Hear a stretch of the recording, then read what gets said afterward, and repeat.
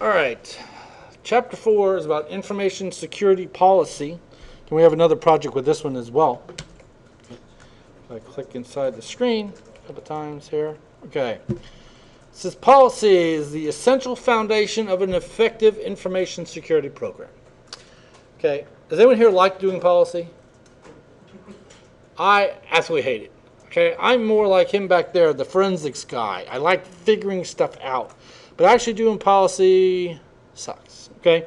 One of the students that used to work in my office, she just got an internship at the FAA. She was thrilled to death because they do everything from policy implementation all the way down to penetration testing to forensics. She was all excited. Well, she got her internship and she is hating it. What she does, she doesn't even make policy. What she does is somebody else makes the policy and somebody implements the policy and writes the review, the documentation of what they did. She checks to make sure they submit the documentation. So she's like, I'm doing nothing that pertains to my job. I said, well, or to her career.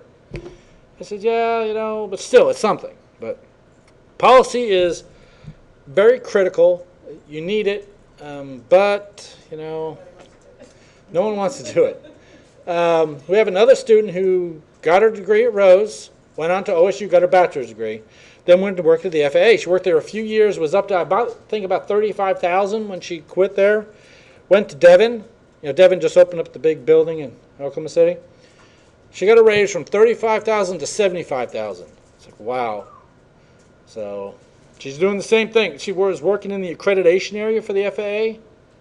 So I guess Devon hired her to do the same thing. That's a heck of that's more than double your salary. So a lot of money to be made in the policy area, but you got to like it. And I'm one of those, if you don't like what you're doing, why do it? So, I like teaching. That's why I keep doing it. So, all right. It says the success of an information resource protection program depends on the policy generated and the attitude of management towards securing information on automated systems. Basically, you need a policy. And you need to make sure it's implemented and make sure they get their support. Okay? It says they set the tone and emphasize the importance of it. All right. Okay, they should reduce the risk, compliance with laws and regulations. I would say that second one is probably, it's not the most critical, but it seems to be one of the most important right now because everyone seems to be playing catch up. Like, oh, we got a new XYZ thing, we have to be in compliance, or HIPAA, for instance. Got to be in compliance with HIPAA, so we better go make a policy so we're in compliance with HIPAA. So really, why are you making this policy? Just because the law and the regulations say you have to. Okay? All right. Why policy? It's a quality initiative security program begins and ends with policies. It's with everything. It's like paperwork. I'm assuming you all do paperwork for curriculum here. Do we all like it? No, but it's required. So we do it. Okay? They're the least expensive means of control. Okay? It's paperwork. It's telling people you do this and you do not do that. Walmart. I'm assuming we all been to Walmart. You probably got a Walmart around here, don't you? Or a dozen or so of them, probably. I had a couple of students who work for Walmart, and they are the one thing they are most particular on is that you take your breaks. You have to take a break every so many minutes. So I guess they can get sued or something if you don't take your break. I don't know what the big deal is on it. They have been sued because of that. But they are particularly oh no, you are taking your break now. Leave. So I've literally been at cash registers where people walked off. They're like, nope, you're going to break now, leave. And I'm like, okay. So, I don't know. All right, so the least expensive means. Okay. All right, basic rules is they should never conflict with law. So you should never make a policy that basically says go kill your customer or something. It probably would be a bad idea. Okay. Must be able to stand up in court if challenged. There was actually something recently, where was it at it?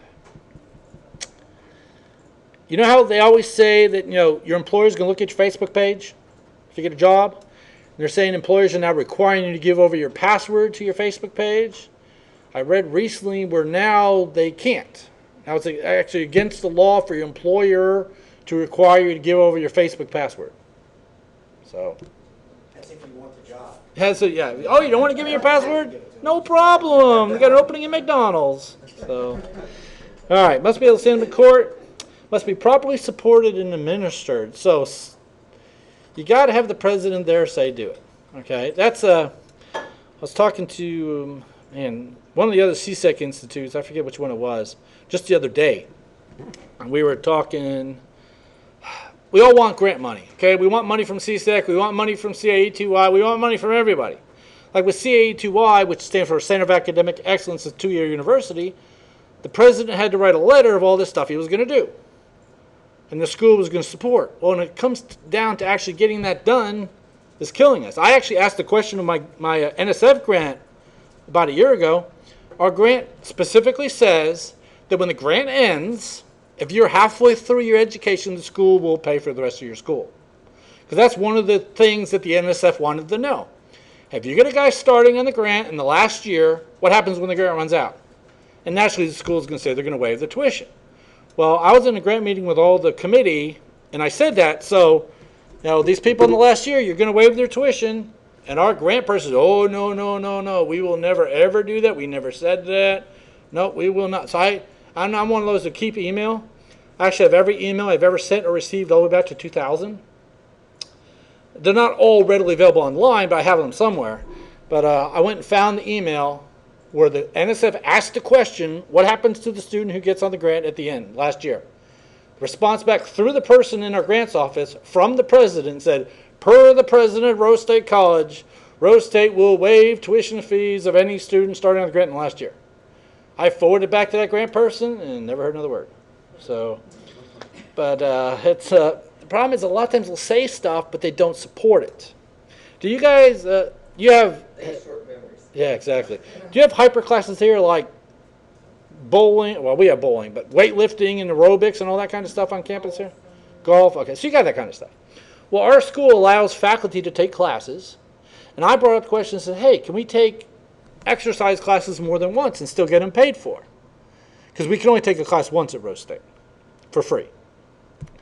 But I brought it up when I was the president of the faculty senate. I said, to make us healthier, why don't you let us take those courses over and over and over? I mean, they're cheap courses. We're talking a 1 credit hour course. So the president said, yeah, that sounds like a great idea. Well, the next year I enrolled in bowling again, and they disapproved it. So I went back to the meeting of the president, of the meeting minutes, and forwarded back out to say, oh, per the president right here in paragraph blah, blah, blah, you see that the president has approved taking unlimited, like, oh, well, that policy never got implemented. Well, it's time to get it. Now it is. It's working great. But, yes, well, that's why I keep all that stuff. It's like, so I knew I had your cell phone number somewhere, but the problem was it wasn't on the online area that I could get to in my email, because you probably sent it to me, I'd say, yeah, and that's why, because right online I can only see, just recent email, so darn it. Because we only have like 60 megs of storage space on our email.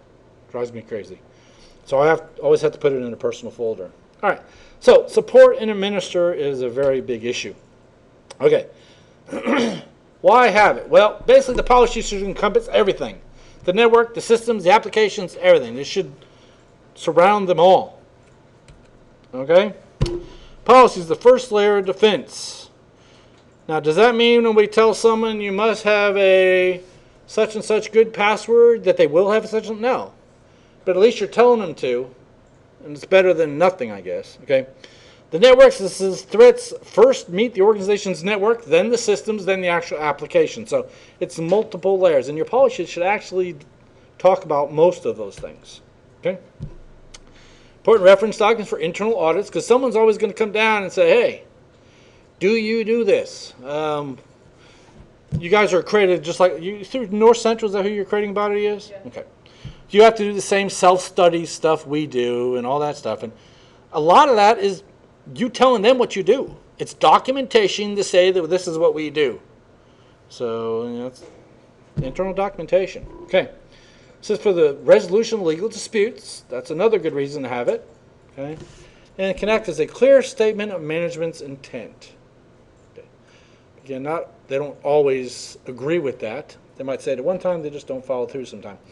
Say, plan a course of action influence decisions. How are you going to do whatever? Okay.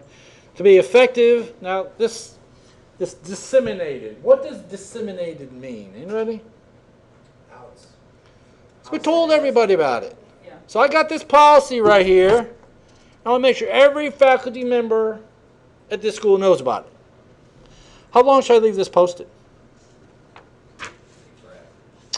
Well, funny thing, on the window of our division office and on the inside door of our faculty lounge, we had our new drug enforcement policy. It was 2008. It was still on there just recently. And I kept asking the question, when can we take this down? Because it had to be posted, had to be disseminated. No one knew the answer to that. I'm like, 4 years? I'm thinking that's dissemination enough. So I took it down. And then what was even funnier, I found another policy document on a bulletin board that the paper was like a salmon color, but it was brown because it was on there so long, it was bleached. It was from like 1972 was the original policy document that was on the bulletin board. I'm like, what? Yeah. We had issues where I work, because I work for the government. A lot of the, what I really hate is a lot of times policies distributed by memo. And so, but no, memos don't have like a life cycle. And so I had to make a rule where, any memo that was prior to me being in high school could not apply to the current cyber. Wow. You could bring to me a memo written prior to me being in high school and expect that policy to still be accurate. Yeah, well, because you didn't know anything about it. Wow. It's crazy. But I asked the question multiple times, even to my dean, how long do we need to leave this policy up? Nobody knew the answer. So I took them all down. I figure 4 years, come on. That's enough. They were just hanging out there. Okay? All right, but disseminated, read, understood. Now, just because it was posted on the wall, does that mean we read it? Heck no, I ain't never read it. The only thing I did was see how many pages. It was like 14 pages long. Understood, agreed to, and uniformly enforced. Now, by me signing my contract each year at Rose State, that means I automatically agree to these policies. Kind of sucks, but all right. This policy requires constant modification and maintenance. Okay. When we hired our lawyer in 2008 is when all those policies were written. Nothing has gotten written since she left. So, all right. Types of policy. We have enterprise level, issue specific, or system specific. Okay. Then we also have standards. Okay. Those it says more detailed statement of what to do to comply with it. How are you going to do this? At your schools, can you all watch porn on the computers? Can students watch porn? We can. At our school, they can watch porn all day long. As long as it doesn't offend another person. It sounds weird, but it's that whole freedom of speech thing. I have the right to do this, and it's crazy. And it was brought up to say, no porn allowed. But it keeps getting turned down because they said, that policy would be against the rights, and it's tough, okay? All right. And practices. Now, how do we actually implement this stuff? Okay. It says procedures and guidelines of how they will comply with the policy. Well, I will participate in training every X number, whatever. Like we have to do sexual harassment training. Y'all have to do that kind of stuff. And the coolest thing, ours was like 50 questions. You had to go through all this training material online. Then you get to a test at the end. But the coolest thing was if you just go next all the way to the test, then you hit submit. It gives you your score. Then you hit the back arrow, and it shows you all the correct answers. So you change them all to the correct answers, then you hit submit again. You get 100. So it was, we found that out, and like, that's a cool idea. Oh, it was funny. But all right. So policy, standards. Policies drive standards, which drive practices, guidelines, and procedures. Okay, kind of important stuff. Enterprise level. The strategic direction, what are we going to do as a school, not a department, but as the entire school, okay? Then give different area out for, different responsibilities out, okay? All right, some elements, an overview of the philosophy on security. We have that. Actually, let me see if I can find one here. Let me find you something. Let me go to CIT2523.rose.edu. All right, IA practices. All right, I had to, when I was applying for the Center of Academic Excellence, I had to basically have all the policies. So I went to our IT department and said, where are all these policies? We don't have them. Well, so I made their mission statement. The mission of the information, because I asked them, I said, what is your mission statement for the information technology department? They said, whatever the president wants. Like, yeah, but what's your actual mission statement? Whatever the president wants. That's not a mission statement. So I wrote theirs. I said, the mission of the Information Technology Services Department at Rose State College is to support the mission of the college. I'm not a policy dude, but I had to come up with something. So I sent this to them. So here's your mission statement. Oh, that sounds good. It's like, wow. It was, it's killing me. But I went through all of our internal website, made PDFs of all of our, that's our computer usage policy. That's one long policy. That's it. Here's our web policy. That's a little longer. That's it. Basically tells us what we can have on our website. Email instructions, that one's long. It's telling the students how to check their email. But I had to come up with all this stuff. Oh, here's our password policy. And it tells you how to change it, basically. And inside here it tells you what it must contain. But these are different policies that are, oh, here's our disaster recovery plan. Let's see how long this is. Scopes, the services provided, access the current version of the database and software, a limited number of workstations in the system, the total number, a viable plan, have tape drives. Actually, they do have some in here. Wow. This is from 2010. Oh, and that's it. That's the whole policy. I'm thinking, with just this information here, do you think I could get our entire school system back online? Probably not. But it's better than I thought they had, because I don't even remember them having this. But obviously I put it here, so I knew it was here. Yeah. Yeah. The assisted technology plan, that's a long one. So I had to supply the policies we had. So I was going through all the manuals and finding whatever I could, and I put them up here. So, you know, I don't know. It's something at least. All right, so if you ever want to become a center of academic excellence, you got to have some sort of policies, just so you know. Even though they suck, it's more of a, do you have them? It's not how good are they. So, all right, so the security organizations and roles, you know, who's in charge of what, okay. Components, the statement of purpose. Why are we doing this? Well, because we need to, okay. The elements, and then the need for it. Why are we doing it again? It justifies we're doing it so we can keep our jobs, that kind of stuff. All right, all right. And it talks about the structure, the organization. Okay, provide detailed, targeted guidance. I don't think that disaster recovery plan we looked at a minute ago was very detailed. It did have some information, but it wasn't very detailed. Okay.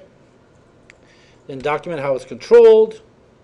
And it says protect organizations from inefficient and ambiguous systems. Or that, I would say ours right now is quite ambiguous. It really doesn't say much. Okay.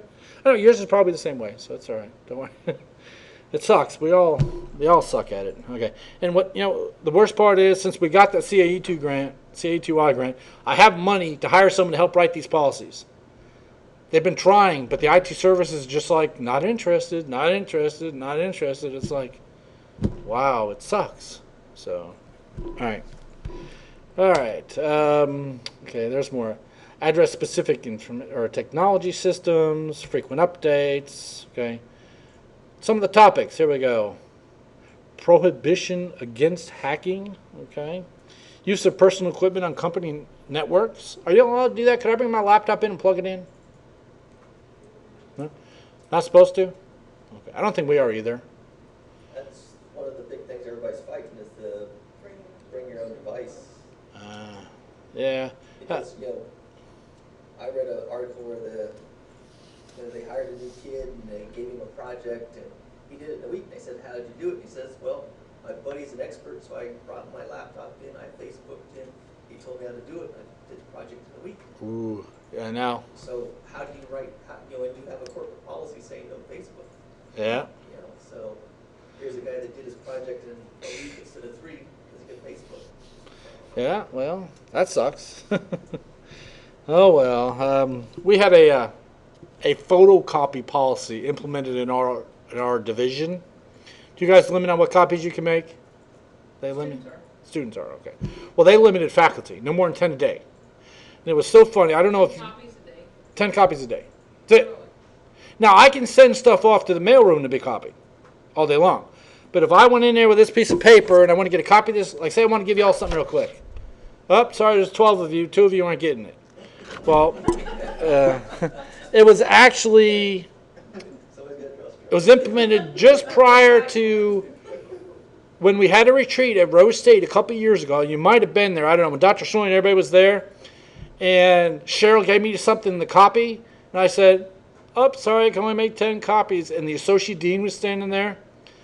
I said, Jim, I'm limited to 10 copies. Are you going to make me some copies? And she's like, oh, it's amazing. Monday morning, that policy was gone. I mean, I could see having it. It prevents people from just sitting there copied all day long. Right. 10 copies. It was, yeah, they went a little excessive there. But policies are good. I just think they're out there. Okay, statement of purpose. Why are we doing this? Okay. It says authorized access of usage, who can access it, who can, use the protection of it. So there's a lot of stuff involved with it. Okay. Prohibited use of equipment. What can't you use? Can you bring in your laptop? Can you not bring in your laptop? Can you bring in a flash drive? I mean, we issue out flash drives to people. They issued me a MacBook. I got the MacBook at home. Actually, it's in the hotel room right now. I use it for home, for work, for everything. They don't care. It was funny because they were going to come around doing inventory. And it's got a sticker on it for Rose State. And I'm like, oh, that's at my house. She goes, not a big deal. Just email me the code. I'm like, oh, okay. I mean, what the worst part is, I have a Windows 7 Ultimate laptop, solid state hard drive, everything. Haven't been turned on in like 18 months now.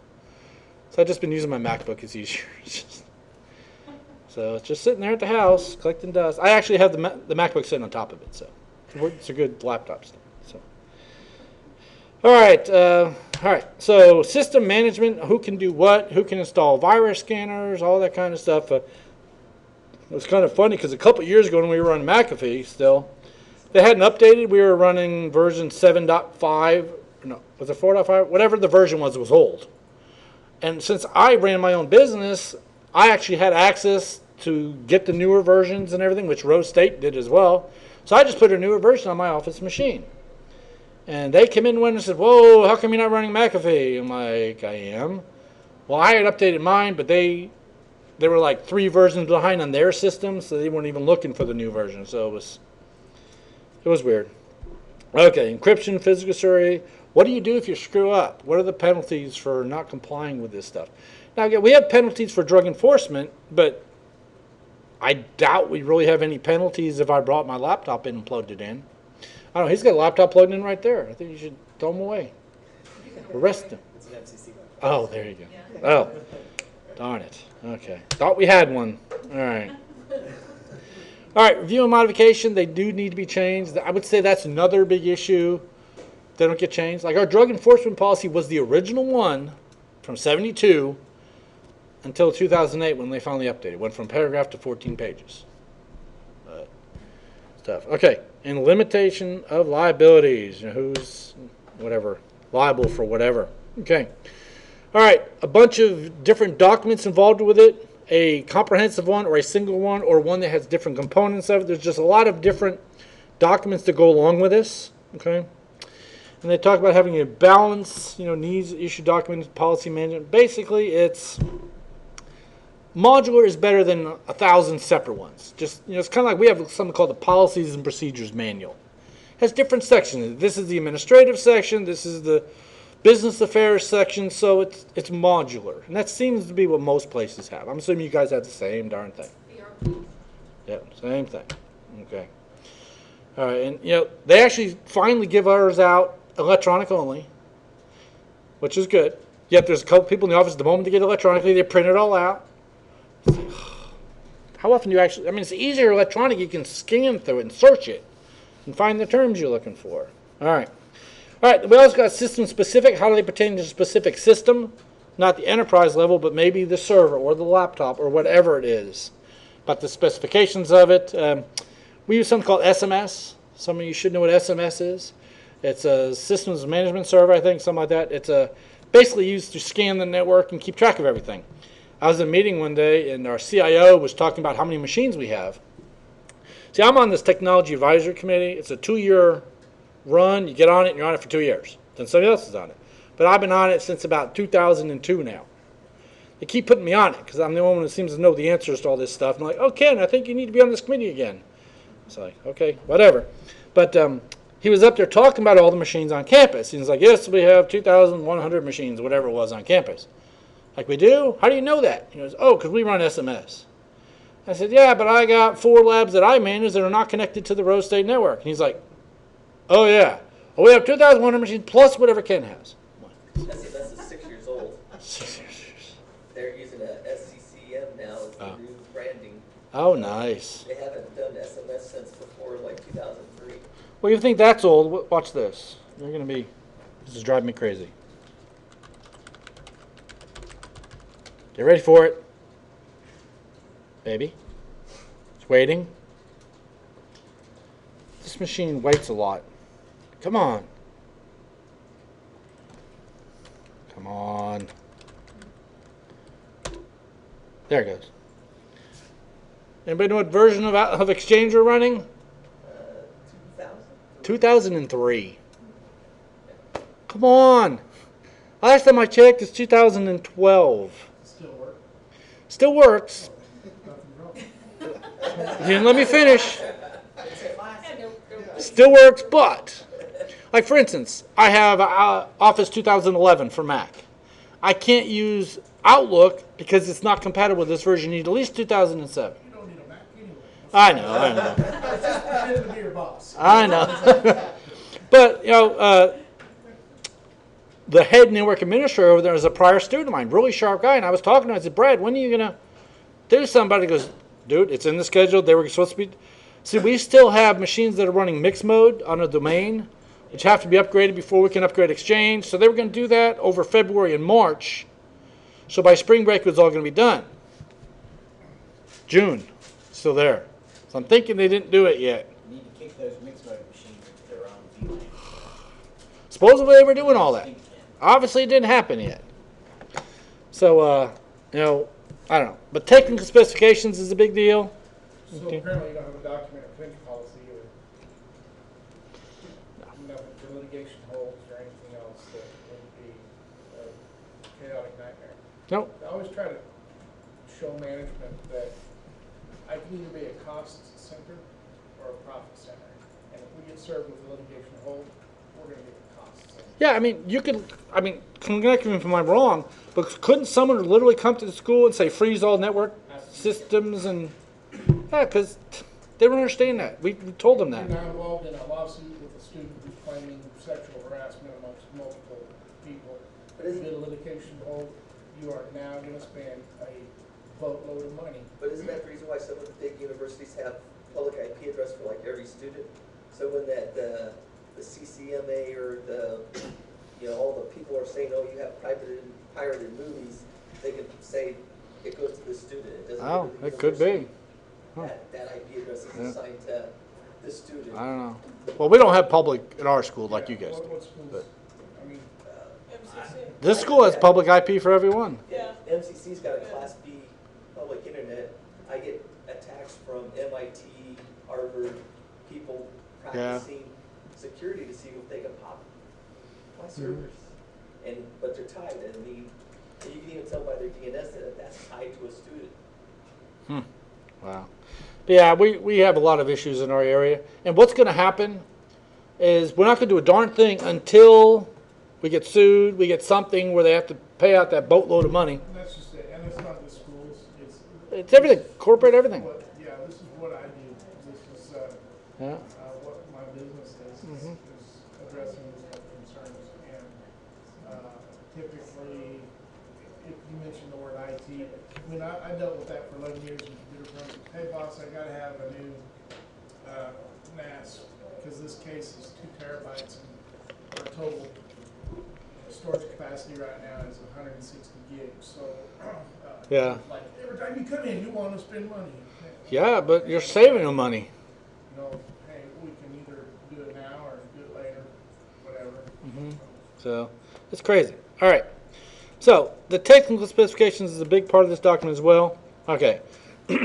Managerial guidance. I don't know if you've noticed on all these different chapters, management needs to be behind all of these. Okay? It says created by management to guide. Again, they probably didn't write it, but they should enforce it. Applies to all technology that has anything to do with CIA. Okay? And again, it has management intent. Okay? It doesn't mean they do it, it just means they agree with it. Okay? All right, there should be guidelines of how to implement this. Okay? Each equipment should have its own policy. And the problem is, we're always changing out equipment. I'm assuming you guys do as well. We're always getting a new this, a new that. Are we getting the new policies to go with them? Probably not. Access control list, configuration rules. You guys know what all that is from Cisco. Is all that stuff documented? I told you a little while ago how when we had a power surge, we had a machine that wasn't connecting. It took forever to do it. Well, the reason was when the switch went offline, it lost its routes, and no one had backed it up. No one even knew what they were. So they had to go in there and figure out what was wrong with the routes on that switch compared to other switches and actually fix it. Because I guess someone had put the configuration but didn't write it to the ROM. And then when it lost power, it was gone, and no one worked there anymore. See, we had a guy who used to work at Rose State who was really sharp at all this stuff. But he did not have a degree. And our school started getting this policy, to be in this position, you got to have such and such a degree. He was real super sharp, didn't have a degree, so they wouldn't pay him any money. So he left. So he went to work for Chickasaw Telecom. So the moment he left, we had to outsource that information to Chickasaw Telecom, which then sent him over to take care of it for us. It was the funniest thing. So now he's getting paid, instead of, I think he was getting like $23,000, he's now getting $75,000, and now we're paying big bucks to have him come in and do something that we could have had him do for half price. But oh well, that's life. All right, yeah. Crazy stuff. Okay, but access controls, we don't know what they are. It's who can access what, how is it managed? It's not just routers as well. It's also on systems. Okay. Okay. It says it says these simplifications are frequently complex matrices. Okay. When I used to work for an ISP, we bought out an ISP out of Tulsa, Oklahoma, Galstar Systems. They went bankrupt, and we had to implement a bunch of changes. Because obviously, if their system's moving to our systems, a lot of changes. Well, we had nationwide dial-up at that point through AT&T WorldNet. I don't know if it's still there now. But we had AT&T WorldNet as the provider that when people dialed in, they could get into our system.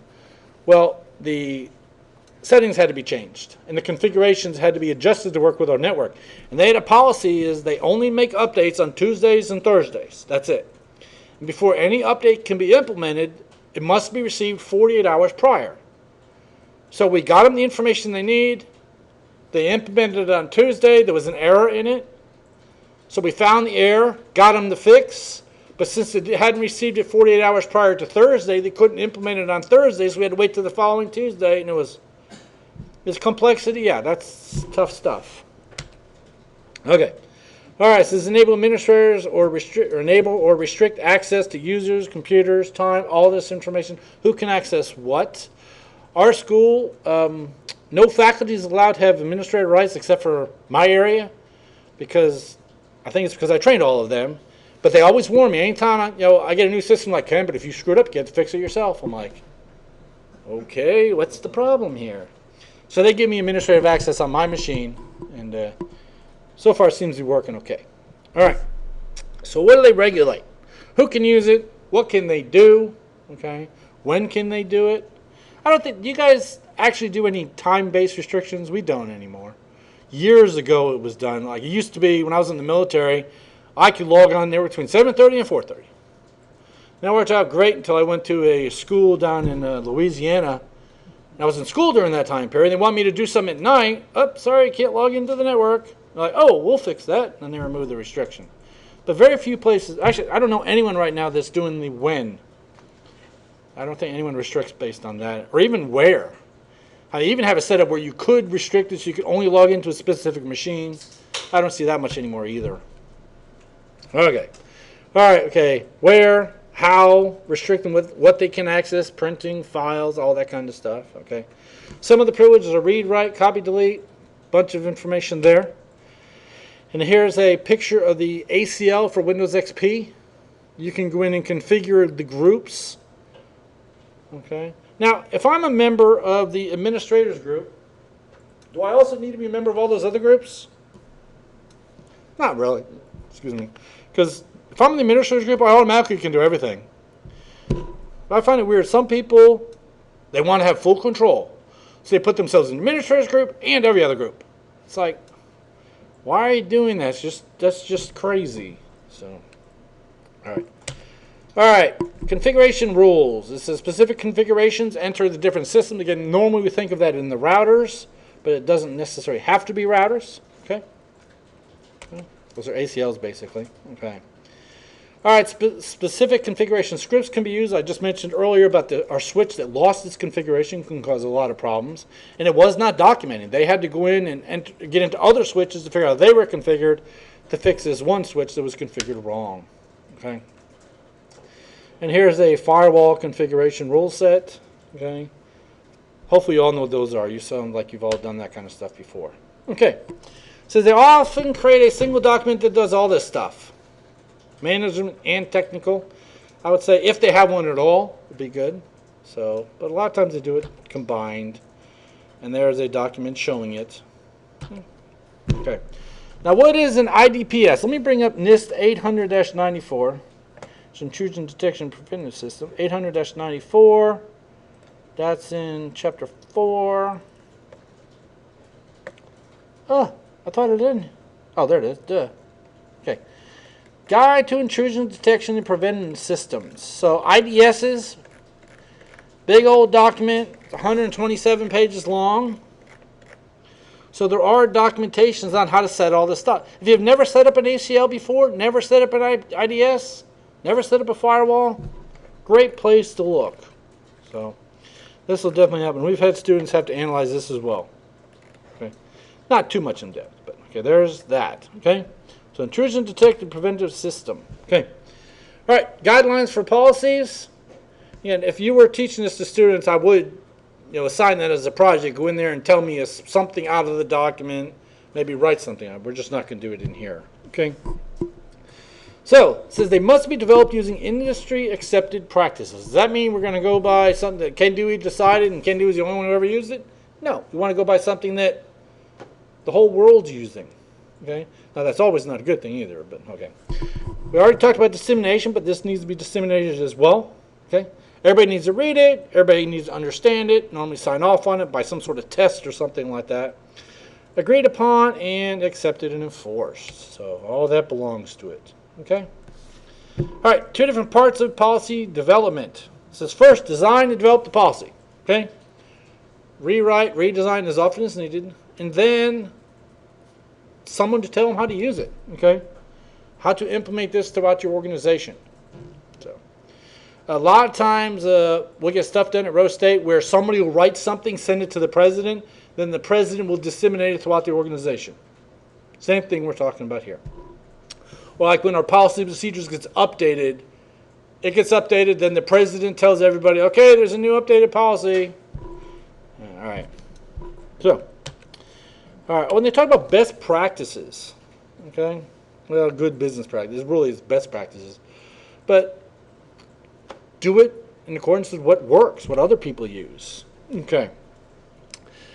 Now, they talk about the development project should be well planned, properly funded. I say that's a big issue. We have funding. We have quite a few people now. I mean, how many of y'all got in your IT services here? Probably, what, 15, 20 people probably? We're about the same, 15, 20, maybe 25 people. So we have the people. We have funded, but there's always something else that seems to come up. Said, I actually have a person I was able to hire to help write policy. But getting the IT services to actually work with that student to help write these policies, other than, oh yeah, we know it, you just do it. We just do it doesn't cut it. So, Sounds like, does your college need, or the president might need to say, y'all need to have some type of certification and accreditation process that he signs off on. I would love him to do that. Yeah. But just so you know, okay, we got the president, and then we got the CIO and all these other people right up there. I mean, the funny thing was, when we applied to become a center of excellence, okay, everybody's like, yes, this is going to be great. Let's do it. He signed off on the letter and everything, said, yes, we're all going to work together to get this application done. Submitted it. Then I was actually up at Johnson County for a meeting with a visiting committee, and we got denied. 5 schools got accepted, Rose State got denied.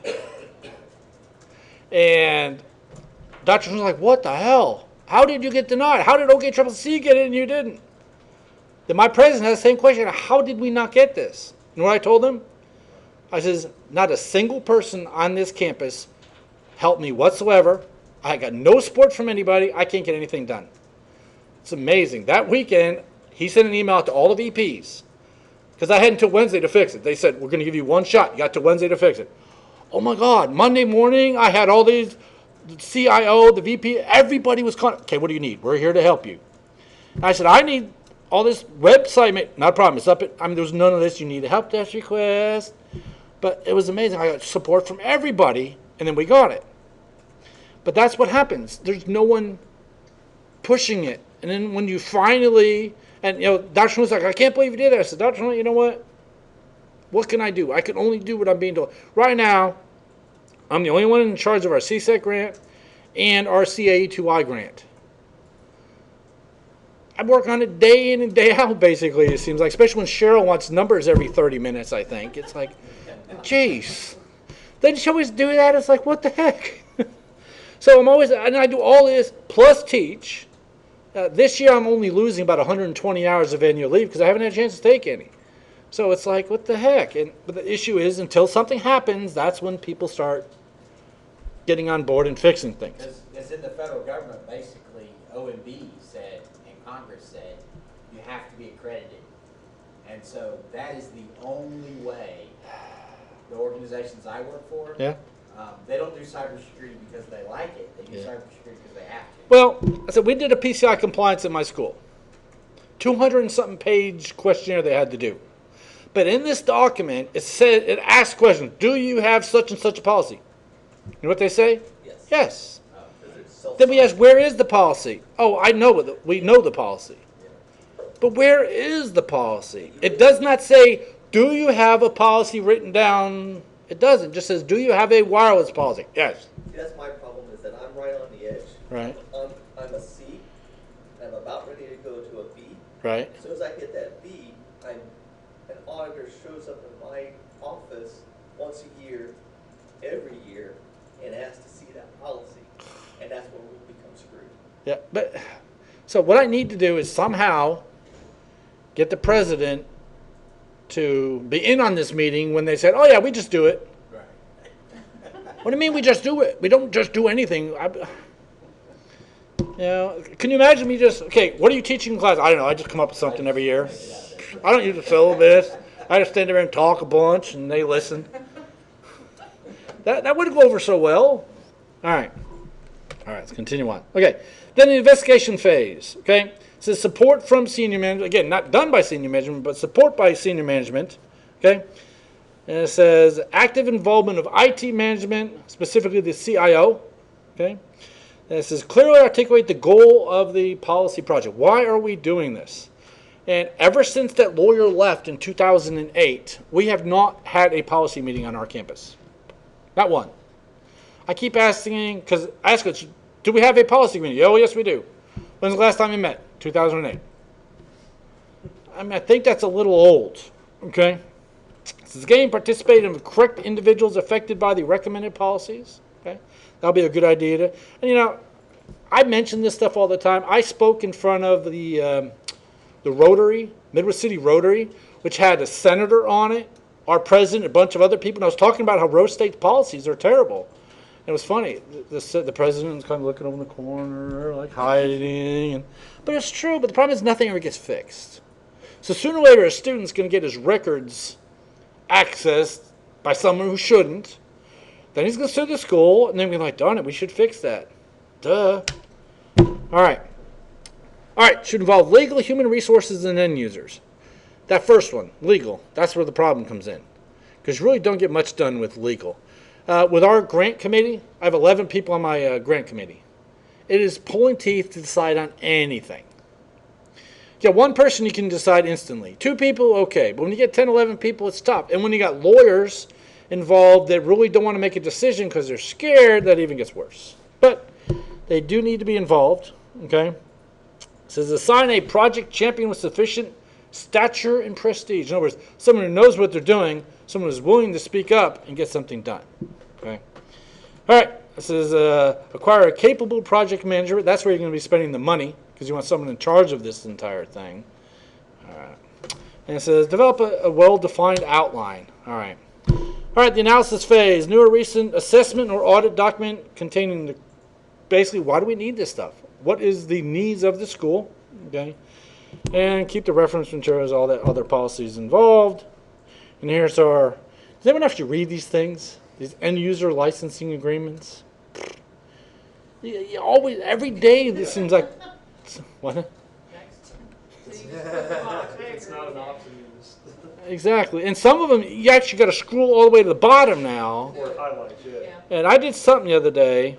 I was agreeing to something online. And I had to do all these. And it actually showed the time I accepted it. And I was like, if you actually look at it, you see they're like, 1 second apart.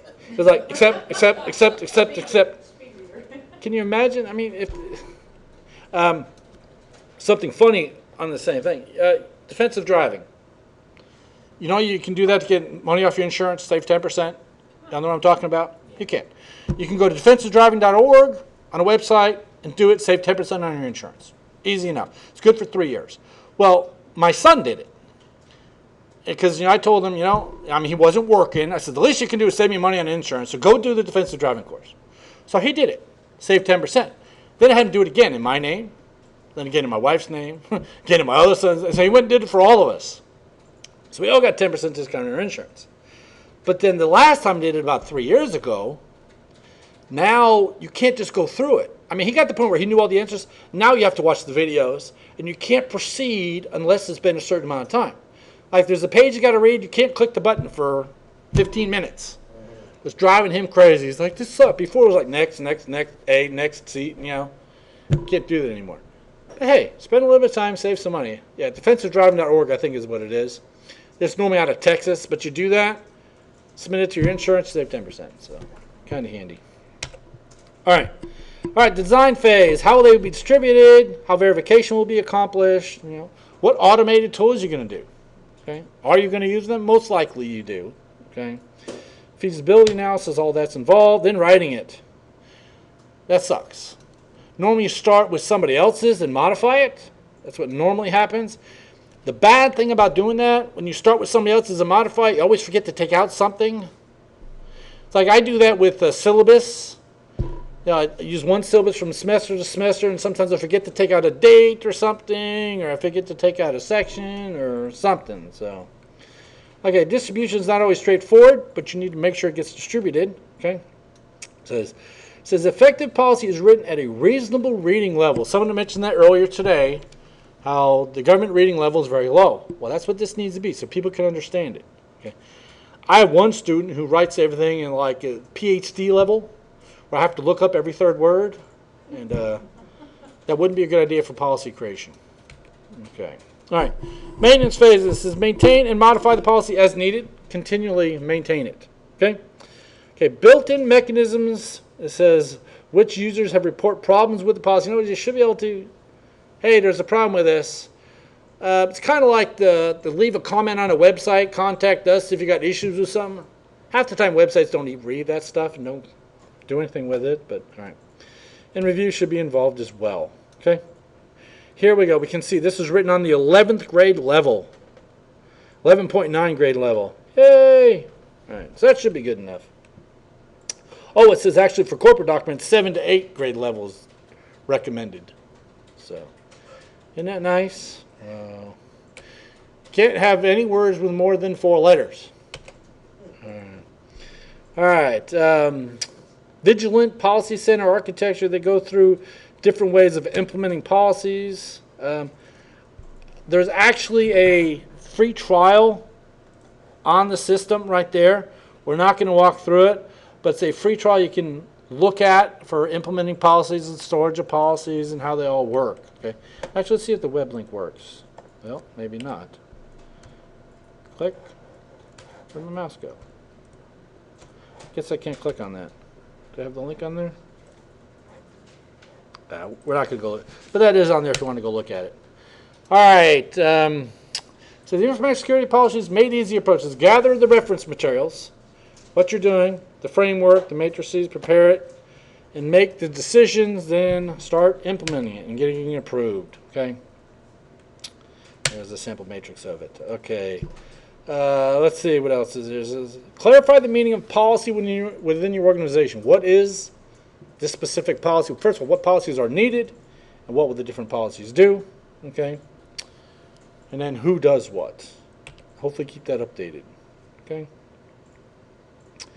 All right, it says identify top management staff who will be approving the final information policy. That would be our president or the CIO or whoever, but who is that? And collect, read, and analyze all that information. Okay, and then we're just about done with this section. Okay. Gather ideas and stakeholders believe should be included in a new policy.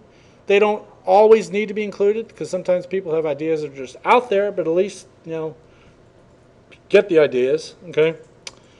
Identify the format, the style, the length, all that stuff should be included. Okay. All right. Who's our audience? What is their knowledge level? I would say that's another big issue. What do you consider the general knowledge level of computer users today? Is it higher than it was 10 years ago? I'd say it is. I was listening to the radio the other day, and they were talking about, there's an article about a 21-year-old doctor. Kind of like Doogie Howser, if anyone remembers the TV show Doogie Howser. So they were asking the question, would you feel comfortable having a doctor that's 21 years old? And the people were talking, a bunch of people called in, they were basically saying, if it was my GP, general practitioner, doctor I see all the time, probably not. So I want someone who's been around for a while, who's seen all these problems I might have, who can help me solve them. But now if it's a surgeon, a heart surgeon, neurosurgeon, heck yes. Because why? Well, what do the young kids do all day today? They play games. I mean, my son can play Modern Warfare, whatever those stupid games are. And I can't play them at all, but he can use those controllers. But that's where a lot of operating is going now. They're doing it with little controllers. So my kids would be great at that. So it was a good point. Maybe if it is a surgeon, have a younger doctor, but if we want someone who's been around for a while for the normal stuff. So it's kind of different. Okay. Risk assessment should be involved as well. It's all related to risk. Okay. If there's more than one audience, match the audience with the bottom line messages. Why are we doing this? Okay. All right. This part goes on forever. Okay. It says review the compliance checking process, detailing process, and enforcement process to make sure they all work together. Okay. Outline topics. Okay, I think we're just about done with this. Jeez, it goes on forever. Okay. Get approval from management. Okay. I don't have to read all these to you. Okay. A working paper memo indicating the disposition of all comments, what happened to them. People submitted something, did it actually get taken? Did we just throw it out? A lesson learned, what did we learn from this? So if we need to do it again. Okay. Next steps. Now we want our self-assessment questionnaire. We want to make sure people did it. Develop tests to determine they understand the policy. I give a syllabus quiz in all my classes now. Do you guys do anything like that? Because especially with online classes, I need to make sure they're doing something initially before I kick them out of my class. So I have a syllabus quiz. Question 1, what's your instructor's name? I mean, stuff like that. I mean, it's basic information, but just proves that they're alive, breathing, and at least open the syllabus. So I do that in all my classes now. Okay. All right. Basic information training courses. You should have that. But the problem is getting people to go to them. Okay. Our school has a lot of training courses. They're offered. They're just not required. That's why they're doing the whole give away a free iPad. Maybe people come to training now. So I don't know if it's going to work out or not. Okay. Give out ownership and custodianships and know who's going to be in charge of this from this point on. Okay. All right. Here's 800-17. Pretty sure I have a copy of all of these. No, 818, sorry. 818. Guide for developing security plans for federal information systems. This one's short. It's only 48 pages long. But all these are up here. And again, we're not going to go through them, but you could read over, and it tells you how you should develop everything. Okay? All right. Okay, all right. Blah, blah, blah. Okay, it talks about all the different policies. A final note says, let you believe that the only reason to have policies is to avoid litigation. So that's not the only reason. Okay? It's important to emphasize the preventive nature of policies. Do they have a preventive nature? I would say yes. So what would be, password policies. What's the preventive nature? Well, to keep people out of my stuff. If I don't require, a couple months ago, wasn't it the president of like Syria or something? His password was 12345? Something like that, some big country. It was like, you got to be kidding me. See, I read technology news every day, and it's like, obviously he doesn't have a password policy. Now, the CNS certification that Melissa's working on, that policy sucks. That is, 12 to 14 characters, 2 uppercase, 2 lowercase, 2 numbers, 2 special characters, and it's like, The federal government one is completely outrageous. it's crazy. So everyone waives it because it's like 12 characters, special character, changes every 30 days. Are you kidding me? I know, it's hard. OSU did the same one. It's tough. And actually, there's another chapter on policies. I got a new way of doing passwords. It works out really good. I'll cover it later on. But it also seeks to improve employee productivity. I would say it does, because maybe you teach people how to do something so they can do their job better. Okay? A big pet peeve of mine is Word. Y'all know what Microsoft Word is. Do y'all know there's like tabs in there? And like when using Times New Roman, you can't line stuff up with a space bar. It's like impossible. Yeah, our older, actually I don't know if our current ones do, but secretaries we had prior, they would never use the tab key at all. Everything was lined up with spaces. Then it was the worst looking document in the world. So I'm real big on setting tab stops and left and right and center tabs, and it's not that hard. And once you learn how to do that, isn't it so much easier? But we had a secretary who could not teach it for nothing. It was like, you got to be kidding me. Okay. But it could improve productivity. Okay. And prevent embarrassing situations. Yes. All right. That's the end of chapter 4. Stop.